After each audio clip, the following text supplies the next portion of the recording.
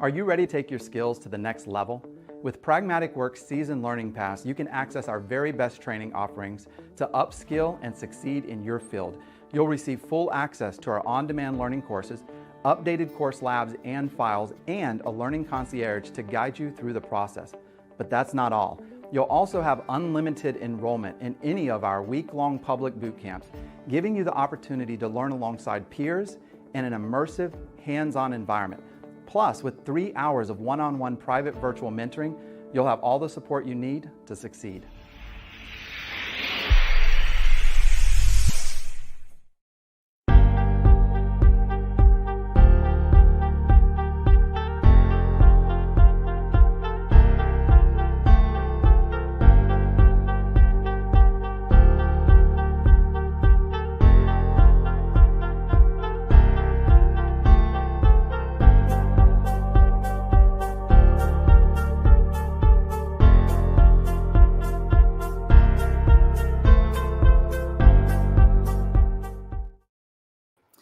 Well, hello everyone to our final session of the day, or at least our final hour block of the day. Hopefully you're excited for some more Power BI. You've obviously had quite a bit of Power BI today. But in this final hour block, we're going to have 3 different sessions by some folks on my team, Allison Gonzalez, Greg Tresiak, and Yasmini Brooks, who will be joining us shortly. Well, we are hopefully really excited that you've enjoyed today's sessions. Again, all of these are recorded. You'll be able to find them on our YouTube channel long term. And so you can go back and review these and get more in depth into it if you needed to. So again, we want to thank you for joining us today. Hey, I got Yasmini in here now. Let me add Yasmini back in. And I wanted to very briefly introduce you to the team because we are going to be kind of lightning fast through multiple sessions here. First up is actually going to be Allison Gonzalez. She specializes in Power BI in a number of different ways, including on the data visualization side. She has a design background, so that's really a lot of her focus. But today she's going to be presenting on more of the kind of data shaping and modeling and kind of taking data and being able to organize it into a proper data model with Power BI. Yasmini Brooks is also going to be doing something within inside of the data modeling world as well. That tells you how important data modeling is within inside of Power BI. It's hugely important. You have a proper data model. It really sets you up for success going along the path of your Power BI journey. And then finally, Greg is going to have a really cool session that's probably a not thought of nearly enough, but a thought around and a design around building reports from a universal design perspective. So thinking about accessibility features, what are some of the things you should be thinking about to make sure everyone can access your reports and be able to present them in a way where whether you have folks with disabilities, everyone will be able to interact with the reports that you have designed. So with that quick introduction for everyone, I'm going to hand things off to Allison, with the person with the awesome background. We all have awesome backgrounds. Check out Greg's there, by the way. He's got this new recording room action going on. But let's hand it off to Allison. Thanks, Allison. All right, everyone, welcome on in. So good to see so many of you continuing the entire day with us. And we really just appreciate and love you all for sticking with us. Hopefully you've gotten some really great tips and tricks throughout the day, or even just like validation that what you're doing is right and you're on the right path there. So my session, like Devin talked about, is I'm going to get into data modeling. So I'm going to talk about, first off, what is data modeling, if it's a term you are not familiar with it, and then why and also how you should be doing that. So let me go ahead and share my screen. Make sure I'm sharing that right one for you all. All right. There we go. All right. So with data modeling, we're going to be talking really kind of 2 concepts here. And the first one we're going to be talking about is a denormalized or a flat model. And this is essentially just like a flat Excel sheet. It's a very flattened version where all of your attributes, all of your columns, all of your data is copied into the same table. So if I look at this example that I have on the screen and I go over into my data view, I see one table. I have a bunch of columns here all in one table. And I have down here 675,000 rows, which is a ton of rows. But when I look at some of these particular columns, I can see a ton of repeated data. So for the city column, we have Miami, Florida. And if I look at that, I can see that I have 22 distinct values in here. So out of those 600,000, there's 22,000 of those that are repeated over and over again. And if I look just into Miami, I'd have a lot less, but only a few for Miami. Now, of course, Miami's a big city, so we're going to have a bunch. But with this denormalized model, we see so much duplicated data just showing up. And this happens a lot because people just, one, don't understand that there's a better method, or they've heard of data modeling, but they don't understand how to do it or how to really get their data into kind of more specific tables and get rid of all of those duplicates. So this denormalized approach, it really emphasizes this concept of placing all your data in one place. And they think it can eliminate needing to have connections, needing to have other tables and having to search those files. And a lot of times we see Excel users doing that just because you're used to doing kind of VLOOKUPs. You're used to seeing all of your data sitting in this table in one place, and you're going across rows that are like millions of columns long. I exaggerate, but you know what I'm saying here. But as we're looking at this, I hope you're seeing that this denormalized data model, it really gets very unwieldy. The more data you have, and of course, organizations are capturing more and more data than ever before, more and more data every single day, week, month, and year is being added. So you can imagine how much some of these tables just blow up over time. And doing this way slows down Power BI. And we're all impatient. I think the further tech develops, the quicker we expect things to be, and our patience for things just goes down. So we don't want to have our end users staring at a report page as their visuals just load and load and load and load, because we have this really clunky model. So instead, we want to be as efficient as possible with our data, because bad data makes a lot of things worse. Not only does it take longer to load our visuals, it can make it harder to do DAX, which of course is the amazing language in Power BI in the desktop. And if you have a really clunky data model, it's going to be really hard to write the DAX, even simple DAX, that you want to do. You're going to have to get really complicated and jump through a lot of hoops to do what you need. Also, things like row-level security will be a lot harder if you have a data model that looks like that. You're going to run into performance problems, and storage is just going to take up. So one of the things that we actually offer here at Pragmatic Works is virtual mentoring services, where you have a problem, you come to us, you get a session with a trainer one-on-one, and you share your screen and we help you fix it. Now, I do ones on Power BI and DAX, and a lot of the time when I'm looking at it, they'll tell me what their problem is. It might be really simple, trying to do a DAX measure or fix a visual. And I get in there and I look at it, and the root of that issue is because they have a bad data model. So we'll spend the time fixing the data model, and then we get to fix our original issue in seconds compared to what it would have taken if we didn't do that work. So we always want to fix the data model, get that set as efficiently as possible, as quickly as we can, and always think simple is better because it's going to grow, right? And then we're able to add things on so much easier. So how do we solve it? What is the process that I would go through if I was doing a virtual mentoring session with you, or you're out there and you're like, this is what my data model looks like, and I think I need to change it. So this is what we would do. So I actually have this same exact table, but I've actually taken this and I've already built this out for us into a bunch of other different tables. Now, the way that I did this, and this is kind of one table, and then I broke it into a lot of what are other called dimension tables. And in these dimension tables, it is a very simplified version of the content that was in that original table. By simplified, I mean we got rid of all of the duplicates. So if we go over to our geography table, I have a city column, that same city column that we looked at where we had like a gazillion Miamis. Now I can see, look, I only have 29,000 rows here. Now I do have some duplicates here because we're going off of our zip code. And if we're looking at Miami has a bunch of different zip codes. But I was able to simplify down my data going from almost 700,000 rows to many, many less. And some of these have a lot less than that. And so that is our goal when we are doing data modeling. We want to take it from what is one table. You can see we had a singular sales table before, and we split it out into what is called a star schema. And that is the kind of ideal setup that you want to go with.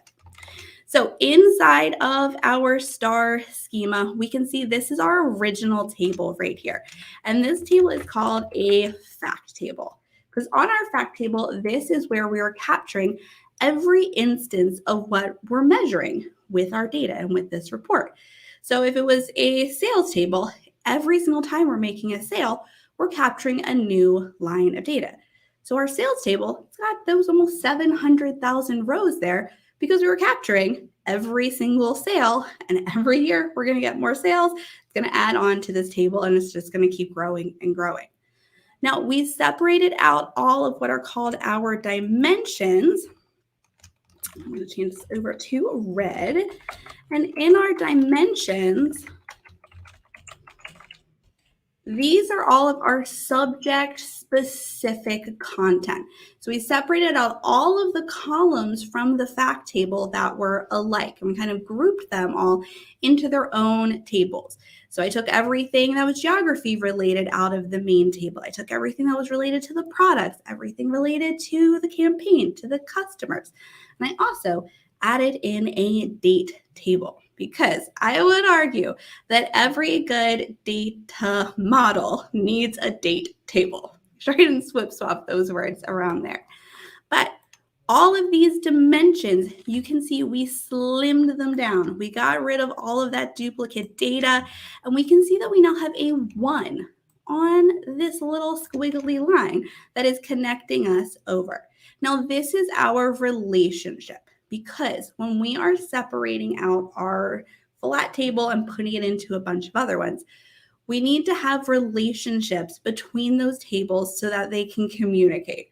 Of course, communication is key in every relationship.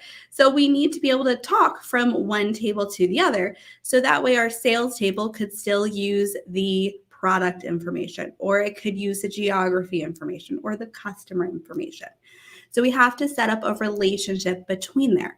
And now that is as easy to do as dragging and dropping. And what you drag and drop on is where you have similar content between one column on one table and one column on the other table.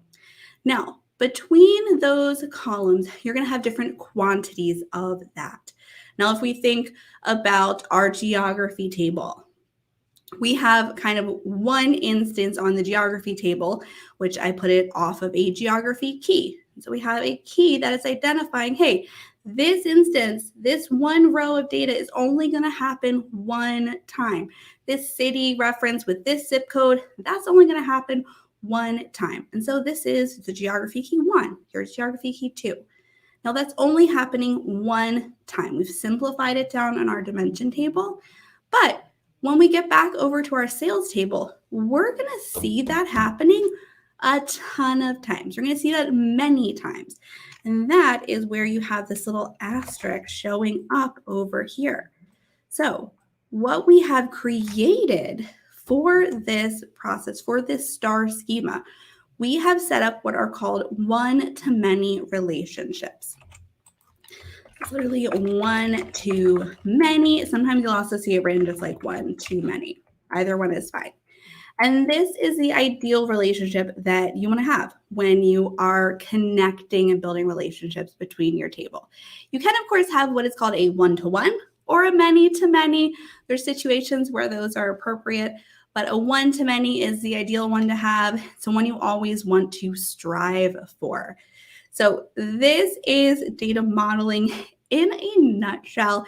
It is a much deeper topic, but we could spend literally careers on this. And some people have spent entire careers talking about data modeling. And the great thing about data modeling is the core concept is pretty simple. You can get a lot deeper. You can do some crazy, insane models, and sometimes you'll have data that will require that. But at its core, the concept of taking your data, splitting it into multiple tables, simplifying it is a very easy thing to learn. So I've got a little bit of time left. So what I'm going to do is I'm going to take you into Power Query so you can see just how I did this process. So remember, we started off with one table, and then in Power Query, I split it into more. So I'm going to go back over into my Power Query editor, which of course is where I always want to make any changes to my data, especially over there. It's going to be the most efficient place to do that.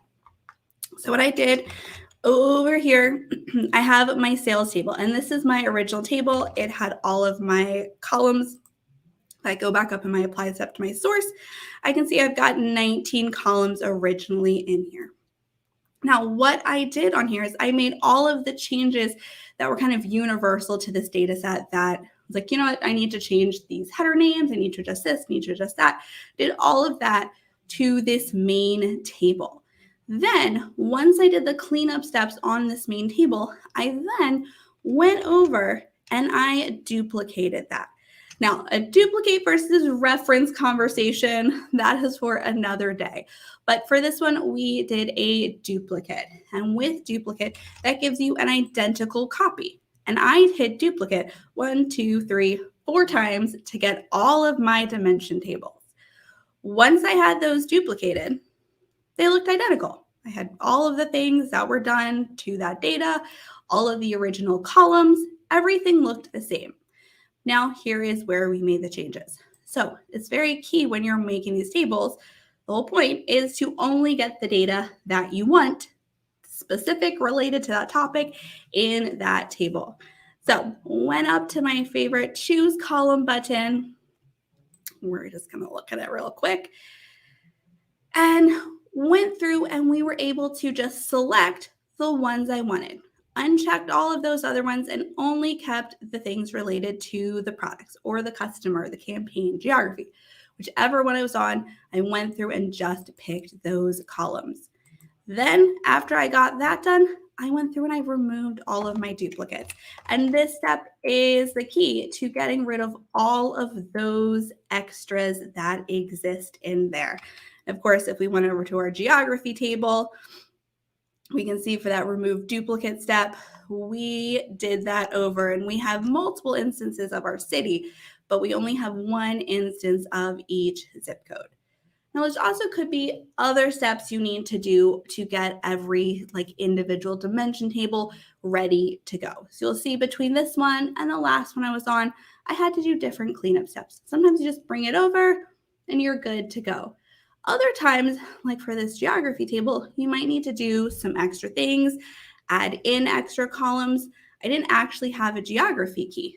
So if I wanted to have a nice, easy, clean relationship back to my fact table, I went through and actually created a key column.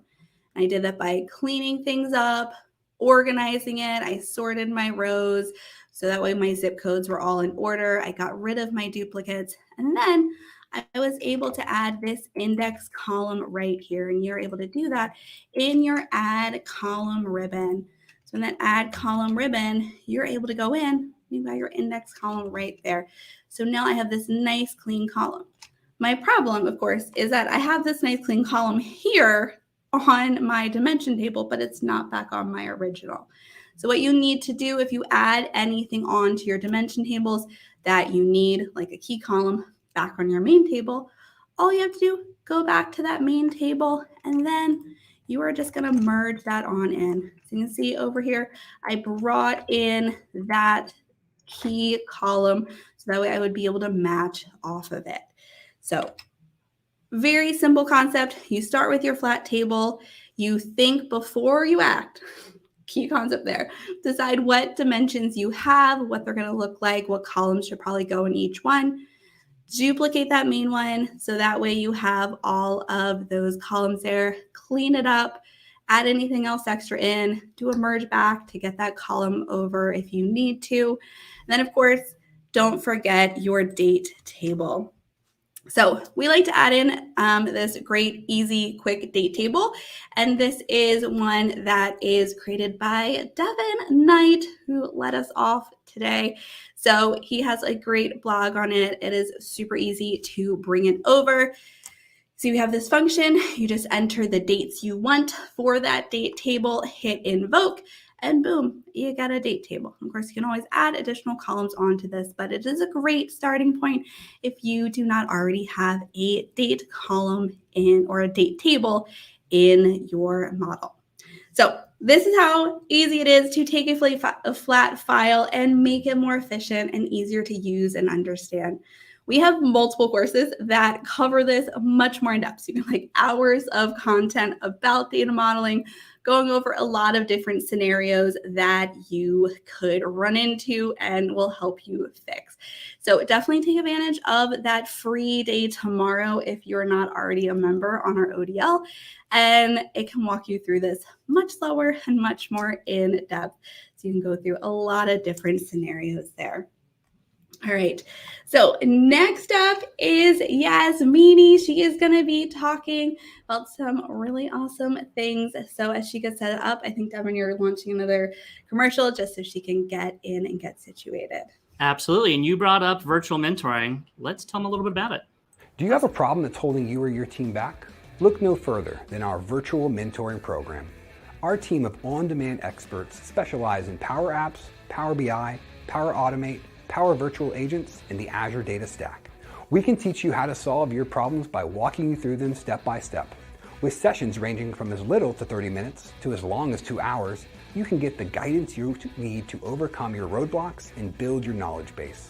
Don't let problems hold you back. Invest in your team's success with our virtual mentoring program.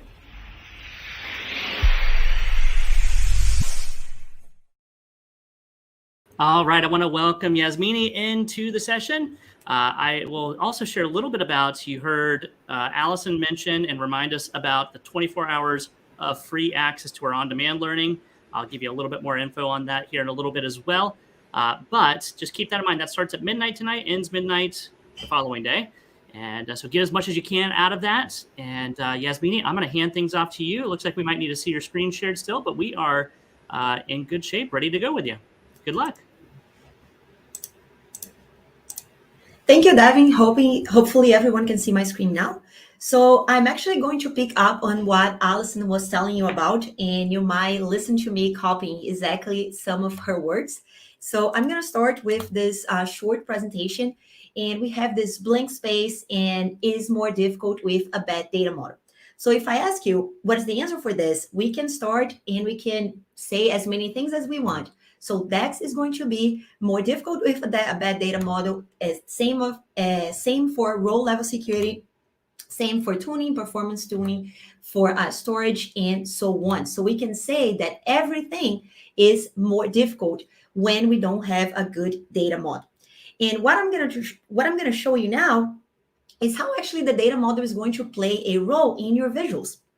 So you already understand the importance of having a very good and solid data model, and you know how you can actually get one. So now let's see how this is going to impact our visuals. So this is something that Allison put in her presentation as well, very, very nicely put, that we work with tons and tons of data. So the amount of data that we are going to bring into our data sets, it's only going to increase and it's not going to decrease. And I can imagine that you have all seen those reports where we have a ton of different visuals, and you have different charts, different visuals, but you can't clearly understand what the person is trying to say with their report. What was the finding? Can you clearly state what that finding was just by looking at the report and staring at it for 5 seconds? Even if you can't memorize the numbers, can you understand the message? So that's what we're going to be talking about here. How is your data model going to impact your storytelling? So when we talk about storytelling, what is storytelling? Storytelling is your ability to actually filter from all that data that you have. You are only going to show you some points of it, some aspects of it. You cannot have a report showing everything you can find from that data set. You need to be specific. You need to have an actionable item. and you need to give your user a clear message of what you're trying to say. So I will have a disclosure here that here at Pragmatic Works, this is not our political view. I'm using this just as an example of what I'm about to show you about storytelling, because this is a very good example. And I'm going to tell you this. Who are the best storytellers that you know? Politicians. So it's not unusual that we would find this example coming from them. So the one thing I'm going to say as another disclosure, I don't even vote in this country. I'm actually Brazilian, so this is by no means my view, but I would like to show you what was done here. We used some features available within Power BI to actually create a grouping here. So we have color separation. So what we have, apologize for that. What we have is one group being using the color red, another group using the color blue, and we have a flag right here that separates everything that separates this group. So the flag represents when one specific president took office. And when this president took office, we can see that we have an upward trend in job creation. So with that said, we have a very simple visual. It's only a bar chart. So I have a couple of messages here. You can clearly understand what the message is being said in this visual. You have colors being used to separate groups, and the numbers, they become secondary. So here we can see it's actually really hard to read the numbers, but it says 300,000 here, and on the bottom it says minus 900,000. It does not matter because the message is being passed even without us seeing the number. We can see that there has been an upward trend in job creation after this moment in time when we have the flag. So this is what the data is supposed to do. It's actually supposed to back up your story, but it's secondary. You have to send a clear message, send an actionable message. And the message here is that the group represented by the color blue, which in this graph, there is no mention to political parties, but we know what that means. They helped somehow to actually increase the number of job creations.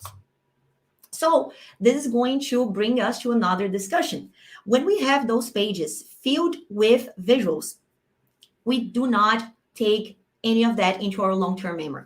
So we have a process here whenever we see something, and here I'm talking specifically about reports.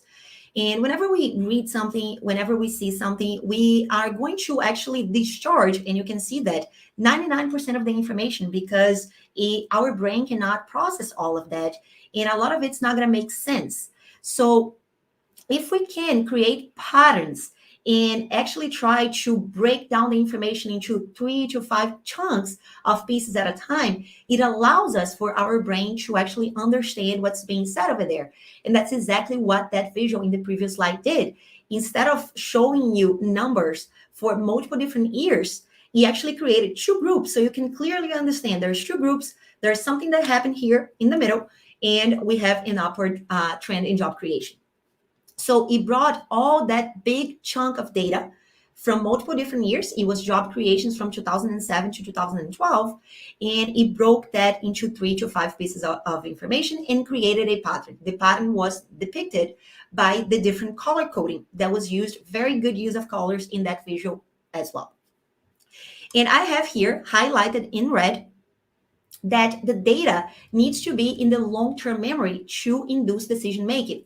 So how can you get the data to that piece of your memory? You can do that by creating those patterns, and that's exactly what we're going to be talking about here. But wasn't I supposed to be talking about data modeling? And yes, I am. So I'm going to actually come here to my Power BI report. And the reason why I'm going to use that data visualization background information to the data modeling is so you can see how your data modeling can impact how effective you're going to be at your job, because it doesn't matter if you are a great analyst, if you can make sense of a lot of that data, but if you cannot clearly communicate that to the people that are going to make decisions in your organization, you are not being as effective as you could. So here we have the same data in both of these visuals. So I'm going to teach you how you can actually come from the visual you have here on the left to what you have on the right. And what we're going to be doing here is actually using DAX to leverage and use and create those groups. So what I'm going to be doing now is showing you the how we can move from this visual to the one on the right. They have the exact same data, and I'm going to show you this. So I'm going to click on this visual, and I'm going to click on the data here. So we can see that the visual to my left side, it has the state as the x-axis, and it has the sales as my y-axis. So now I'm going to click on the visual to my right side here, which is much better. I'm going to show you the same information. So we still have state on the x-axis, and we still have sales on the y-axis. So how can one look so much better than the other? And the answer for that is going to be your data model.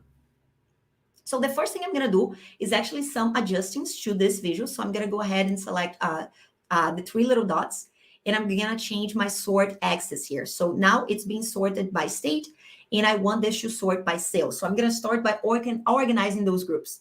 So once I do that, I have the higher performers, let's say here, grouped together, and the lower performers grouped together. But it's still not in a best case scenario, because our brain reads left to right. This is going to be true for Western cultures, but it's always better for you to highlight the most important piece of information on the left side of your screen. So that's another adjustment I'm going to make here. So I'm going to go back to my more options here. I'm going to change the sort axis, and now I'm going to sort descending. So now I have the highest performance showing up on the left side of my screen. But okay, but how do I do the grouping here? And that's where the DAX is going to play a role. I'm going to I'm going to click on my visual, and you have the option right here that says format. So this is the little icon that says format. I'm going to select this right now, and I'm going to bring my more options here. So notice that under columns, let me, give me 1 second. Under columns, you are going to see the settings under columns. We have just one color. So how are we going to be able to change that? If I change the color here, so let me go ahead and pick an orange one, it's going to change the color for everything. That's not what I want. I want to create this group separation. So what I'm going to do is start by adding a trend line.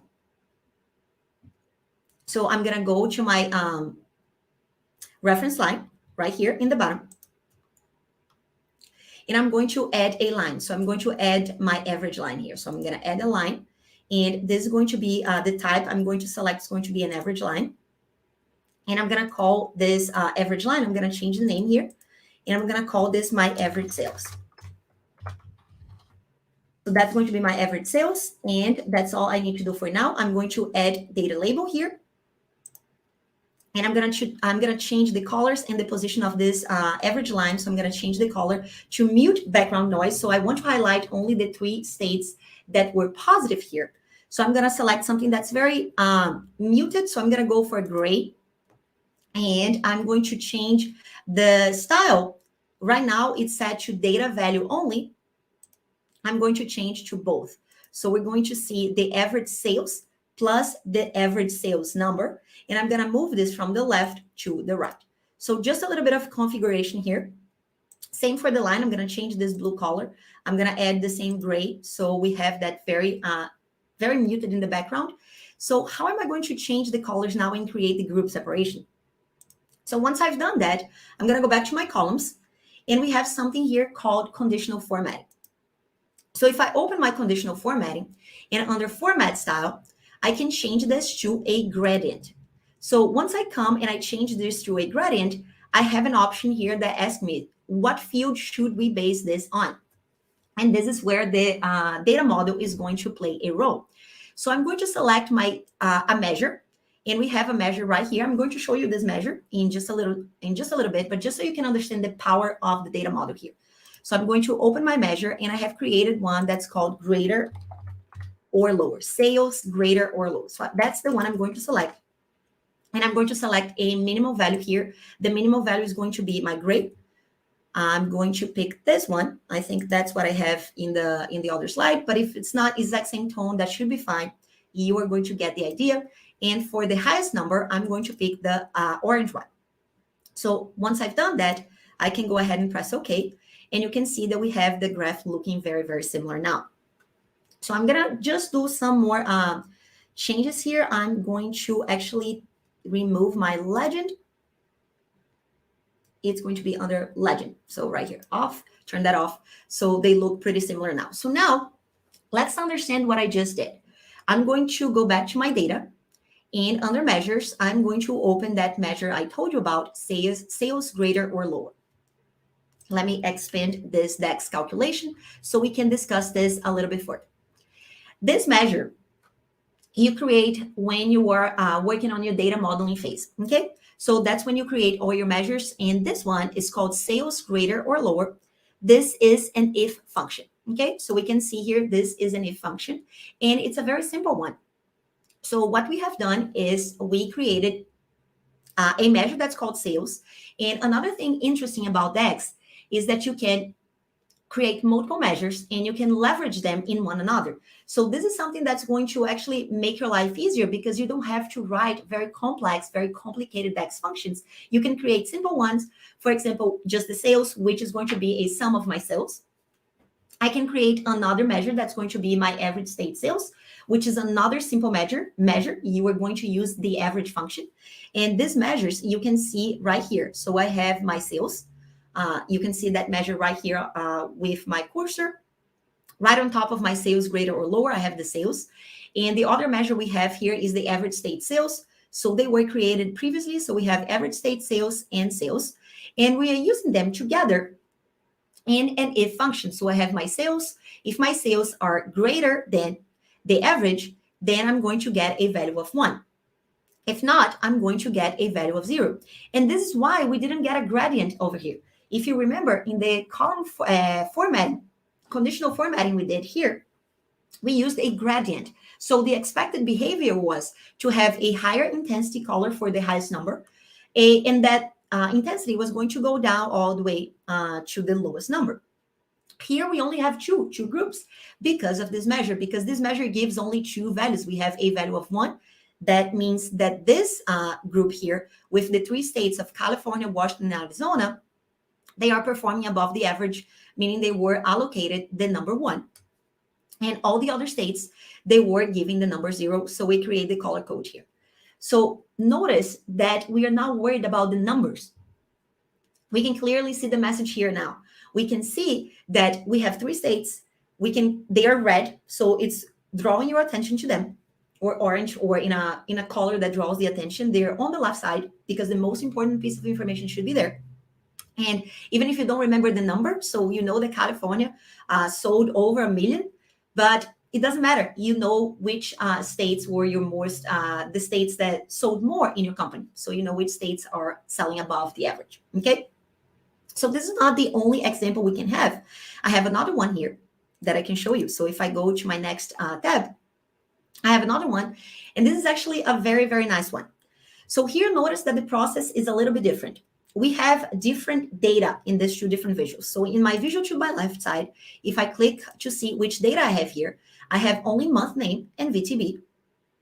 And this is what most users would do. If I go to the visual on the right, I can see that I have, if I click on the data here, I have 2 different items. I have the same month name, but I have 2 items on my y-axis. I have the VTB negative and my VTB positive currency. So these are all DEX measures. And when I have that, look at the difference here. So if I click on this one and I come to format, so I'm going to go and select more options, and I go under columns, you are going to see that I only have one option. Same scenario that we had in the previous example. But if I come to the visual on the right side, and if I go into colors, now I can see that I can pick a different color for each piece of information that we have here. So how did we create that? That's actually a very simple trick. I would consider that more of a trick than anything else. And I'm going to show you those DEX measures. So I'm going to open my DEX measures, and I'm going to go to my VTB negative and my VTB positive, because this is what has enabled me to actually do that. So if I open my VTB negative, it's another if function, another very simple if function. We are leveraging another measure that we have created. So we have the VTB, and we can see the VTB here in our data pane as well. So if we have one measure for the VTB negative saying that if the VTB is lower than 0, then give me the VTB.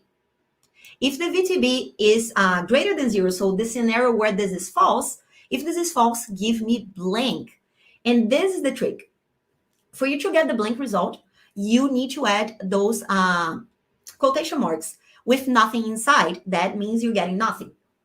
Every time you use those quotation marks, you can add a string inside of it. And if you add nothing, you're going to get nothing. So if I show you, if I come here to my VTB per month, let me go to my data. Right now I have my VTB negative and my VTB positive. I just want you to see how this plays a role. So I'm going to remove the VTB positive for now. And you are only going to see the results for that DEX function I just showed you. So if I remove my VTB positive, I only have the negative because my if function told me if the VTB is positive, give me nothing, give me blank. So when I add my VTB positive back to my y-axis, let me bring that here. VTB positive. Then I get that result. And this allows me to add 2 fields in my y-axis. And therefore, I can come to the formatting options. So if I come to format, then I can pick the color for each different one. So here it's actually much simple. There's no conditional formatting. There's no complication. I can just come here. And if I want the VTB negative to be blue, I can make it blue. And the VTB positive to be gray, it's going to be gray. And this way I can easily change the colors here in my model. So that's what I have to do now. I'm only going, before I finalize this session, I'm going to show you the VTB positive just so you see what was done here. And what was done here is the exactly opposite. So now I have my if function, but it's the completely opposite of the first one. So here I have my VTB. If it's greater or equal to 0, I get the VTB, meaning if the VTB is negative, I'm going to get a blank. And when I combine these 2 data together, that's what I have. I have the same visual on the left side of my screen, same data, the exact same numbers, but they're being shown in a much easier way for you to understand, for you to see what's negative, what's positive. So here you can see which months you were positive, which months you were negative. So with that, I'm going to end this session. I hope this was very clarifying for you, how DEX can significantly change your report visuals. So we're talking about DEX, we're talking about data modeling, but just so you can understand how the data model can actually play a role when you actually send a message, when you present your reports, and when you deliver your message. So with that, I'm going to say goodbye to everyone. I hope you enjoyed the session. And Greg is going to come up next, right after a quick commercial. And he's going to give you a presentation on universal design, which is a very cool one. And I'm excited to watch that myself because I know I can get some key tips from him.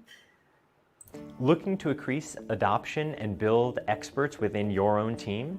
Pragmatic Works Private Training is the solution you need. We specialize in guiding your team to maximize the usage of the platforms that you're invested in. Our training content can be customized to meet your team right where they're at, ensuring they're going to get the most out of their learning experience. And with our ability to build demos and labs that are tailored to your specific vertical, your employees can relate to the technology on a more personal level. Let us help you build a team of experts who are confident and comfortable with your company's technology investments.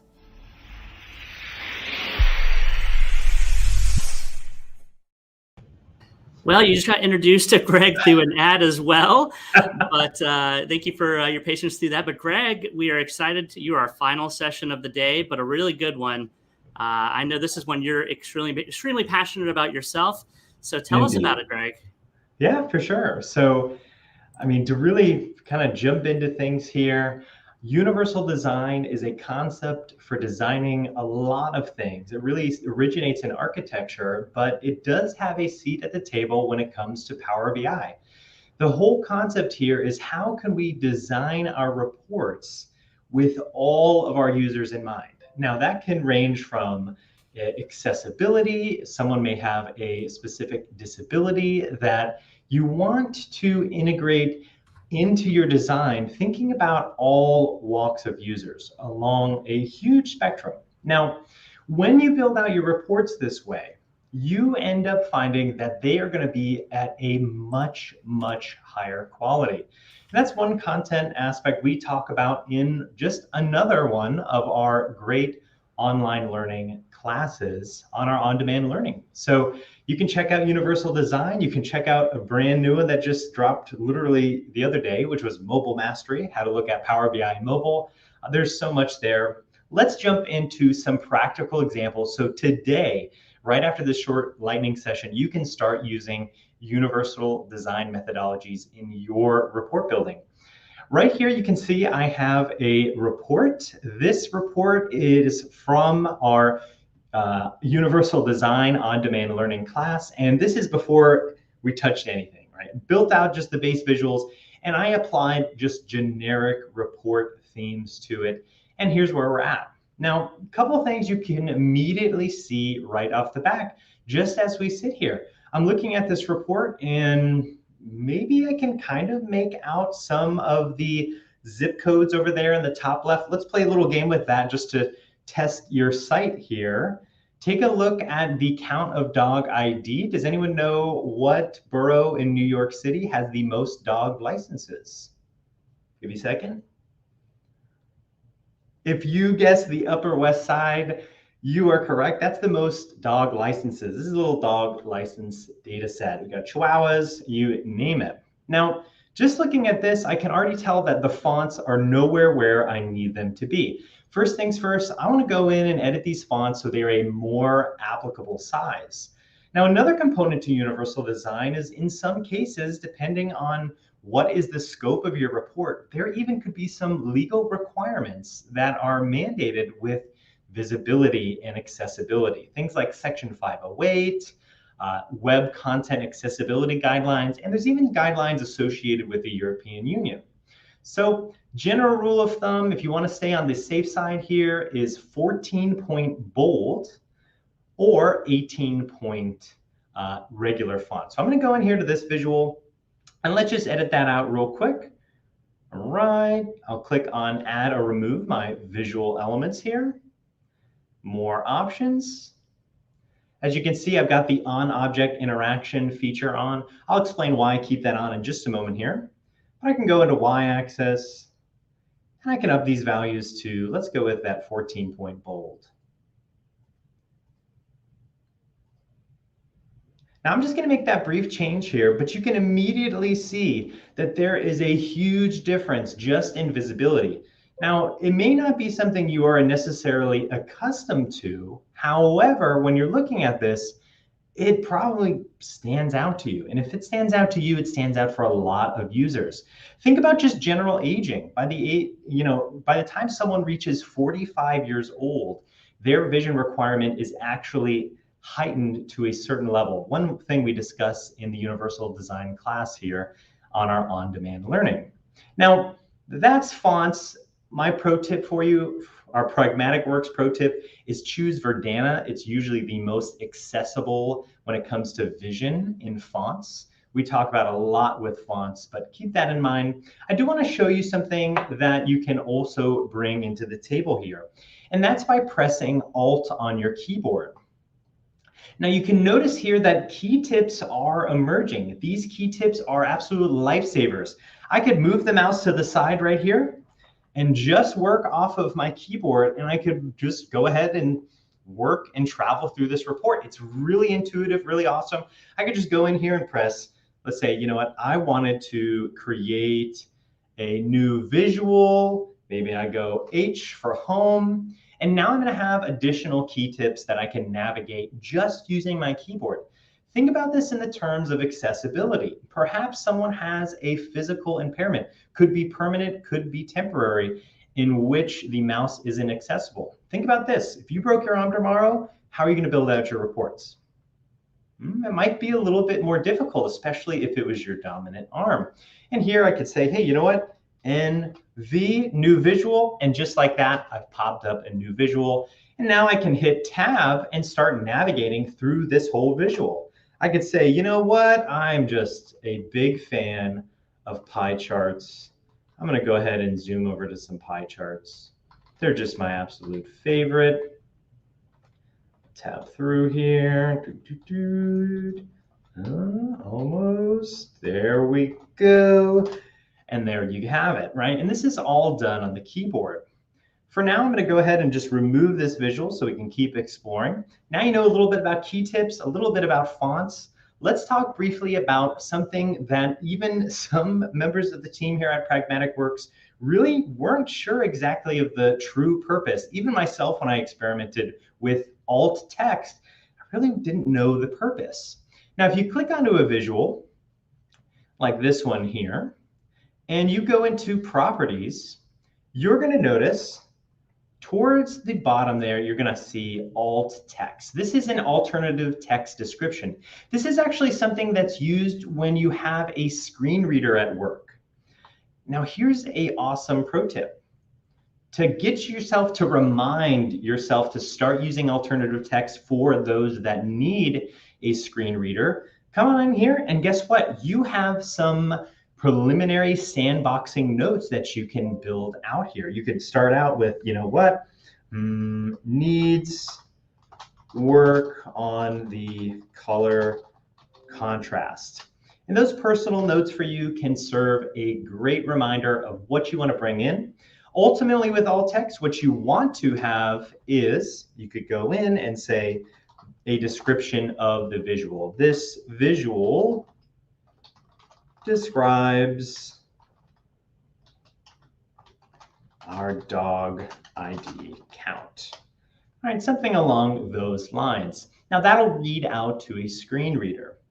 A couple other things to ask, kind of maintain here is this line chart, right? Taking a look at these line charts, you might notice that I have markers enabled. Right? This is a really good strategy. I'll zoom into markers here, also in your formatting area, where you're going to have additional shapes here where you can help further denote what's going on in that visual. You can actually see year by year the exact trend lines. Now think about that for a second. Visibility-wise, that stands out so much more than just this generic line that you might be working with.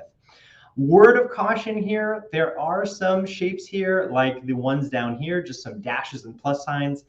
I don't really use them. I don't find them very applicable unless you want extra variety because they tend to kind of stand out. I was giving a presentation at a local conference here about accessibility, and I had one of those on, and when we got to that big projector, you really could not see it whatsoever. Think about that when it comes to accessibility. If I couldn't have this on a big screen and be in the very back of the room, it's probably not at the requirement I need.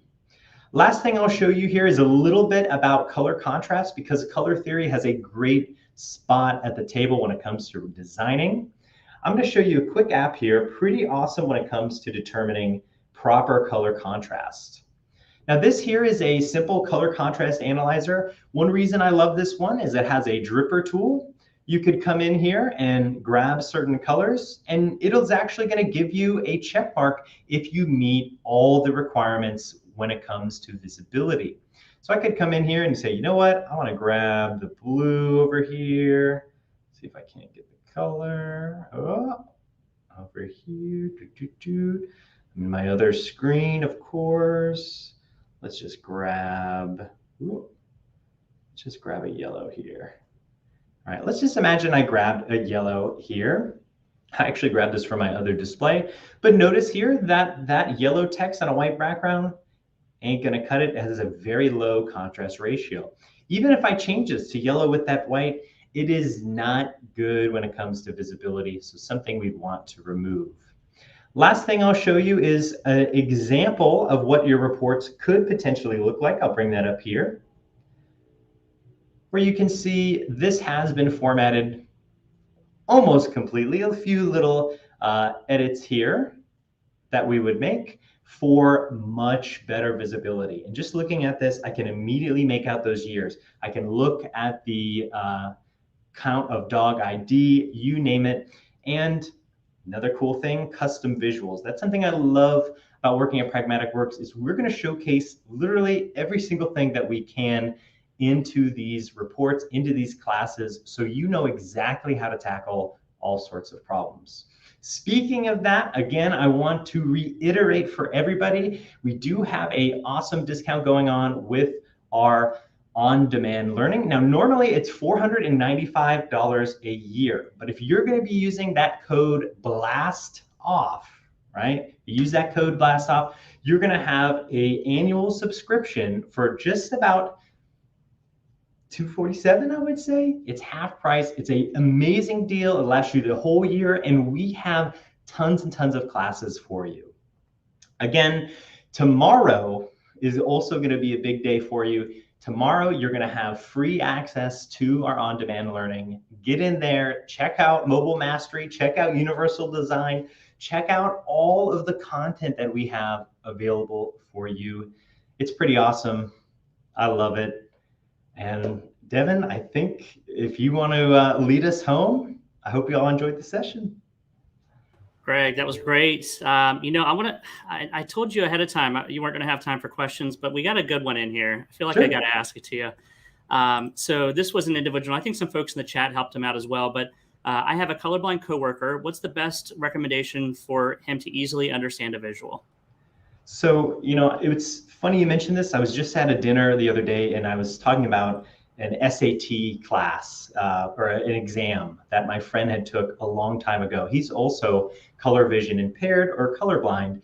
And the number one thing that if we think about universal design, we may be accustomed to those green is good, red is bad measures. Maybe it's good for financial data, but when it comes to accessibility and universal design, there's a lot of other different things we can use. For example, one thing you might do, and we do this in our on-demand learning class, is we take a sample color theme and we start to apply that to the visual. So you can kind of see that here. We're really avoiding reds, true reds, and we're using kind of more of a vermilion. You can see that. And our greens are going to be a little bit darker to account for users with the most common form of colorblindness. 7% of all males have that red-green kind of form of colorblindness for the most part. So something to keep in mind, themes, and try to avoid that red to green if you can. There's also simulators that you can apply once you get to the Power BI service to see, in general, how might this look with someone else that is color vision deficient in my organization? Great question. No, that's great, Greg. And you did such a great job pitching our offerings. I don't really have to do much more, but I will play one little final ad. Thank you, everyone, for your patience through that. There was a question. I know you were busy through your demo, Greg, but would you mind posting the link to where folks can download that color swatch thing where it can grab the colors? That would be greatly appreciated. Yeah. And as you do that, I'm going to play our final ad of the day. Are you looking to advance your knowledge and your career? Then sign up for a Learn with the Nerds Stream Pro subscription. You will have access to nearly 100 comprehensive courses featuring topics on Power BI, Power Automate, and Azure. These courses are all taught by Microsoft MVPs and industry experts. With 24/7 access, you can upgrade your skills on your own schedule. Be sure to ask about the upgrade to the Stream Pro Plus plan, which includes 3 hours of virtual mentoring.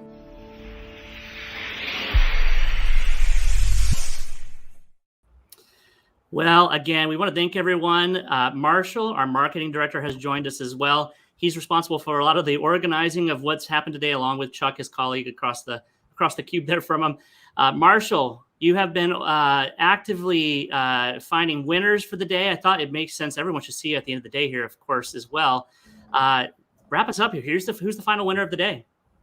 Yeah, sure. Thanks, Devin. So the last question of the day was, what would be your catchphrase if you made a historic discovery, found a planet or something like that? And I think Diane Kirkpatrick had a really great quote. She said, opportunities don't happen, you create them. And I think that's a great quote. It kind of reminds me of what today was about. Today was an opportunity for us all to learn, to develop skills, to advance our careers, and to learn how to make better opportunities for ourselves going forward. So with that, Diane, congratulations. Thank you to everyone for the great answers. There were just some fantastic answers for all those questions, as well as those of you that shared our social posts and commented and tagged folks. So thanks again for everyone participating in the first ever Intergalactic Learn with the Nerds Day. Can't wait to do this again, and wish you all the best. Good luck, everyone. Take care.